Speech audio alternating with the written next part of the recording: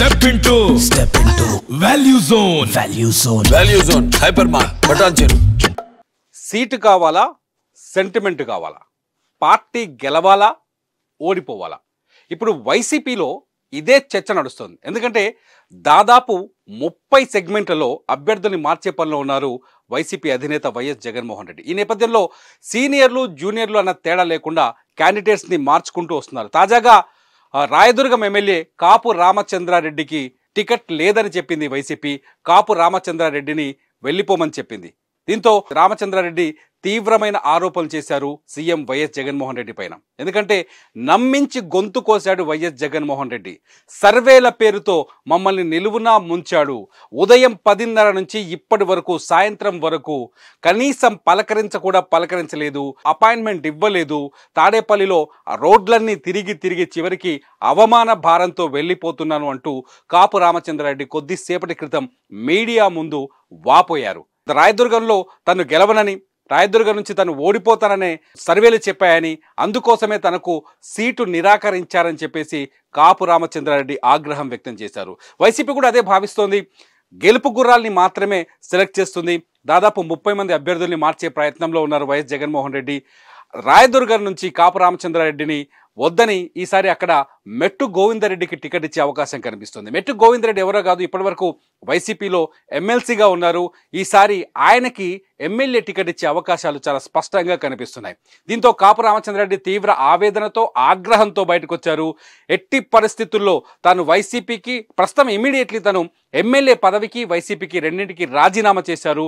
తను ఈసారి ఇండిపెండెంట్గా పోటీ చేస్తానని, రాయదుర్గం నుంచి తను, కళ్యాణదుర్గం నుంచి తన భార్య కానీ కుమారుడు కానీ పోటీ చేసి ఈ ఎన్నికల్లో ఖచ్చితంగా గెలిచి చూపిస్తానని చెప్పేసి సవాల్ విసిరారు కొద్దిసేపటి క్రితం కాపు రామచంద్రారెడ్డి. కాపు రామచంద్రారెడ్డి 2009లో రాజకీయ అరంగేట్రం చేశారు. ఆయన 2009లో తొలిసారి వైఎస్ రాజశేఖర రెడ్డి నేతృత్వంలో కాంగ్రెస్ పార్టీ నుంచి రాయదుర్గం నుంచి పోటీ చేసి విజయం సాధించారు. 2012లో ఎప్పుడైతే వైఎస్ మరణం తర్వాత తీవ్రమైన సంక్షోభం ఏర్పడింది, ఆ సంక్షోభంలో కాపు రామచంద్రారెడ్డి వైఎస్ జగన్మోహన్ రెడ్డి వెనకాల నిలబడ్డారు.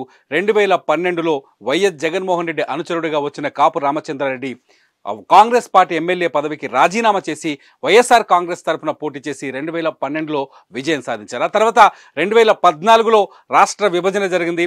రాష్ట్ర విభజన జరిగిన సందర్భంలో 2014లో మళ్ళీ రాయదుర్గం నుంచే ఎన్నికల్లో పోటీ చేసి స్వల్ప మెజారిటీ తేడాతో ఓడిపోయారు కాపు రామచంద్రారెడ్డి. అలాగే ఆ తర్వాత పార్టీ ఇన్ఛార్జిగా పనిచేస్తూ వచ్చారు. జగన్మోహన్ రెడ్డికి లాయల్టీగా ఉన్నారు. జగన్మోహన్ రెడ్డి ఎంతమంది ఆకర్షించినా పార్టీ మారడానికి వెనక ఆలోచించలేదు. జగన్మోహన్ రెడ్డితో పాటు నడుస్తానని శపథం చేశారు.